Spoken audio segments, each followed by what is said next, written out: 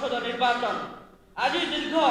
5 ବର୍ଷ হব 6 ବର୍ଷ হব ছাত্র সংসদ নির্বাচন হয়ে পারা নাই নির্বাচন এমানে বাতিল কলে সে সময় তৎকালীন শিক্ষা মন্ত্রী ଥିଲେ অরুণ কুমার সাহু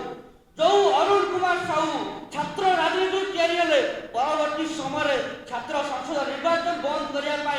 आज से सक्सेसिव मोड रे पहुंच गले आम केवे आशा कर जे गोटे पिला ता माँ कलू जन्म नेला ता माँ बंध्याकरण कर ये अरुण कुमार साहू छात्र राजनीति जन्म नेला छात्र निर्वाचन बंद कले छात्र राजनीति बंद कले ये समस्त पृष्ठभूमि को आम आखि आगे नहीं आम आज जो स्लोगान आनीचु छात्र ही आने परिवर्तन से स्लोगान किसी ब्लू प्रिंट एवं से स्लोगान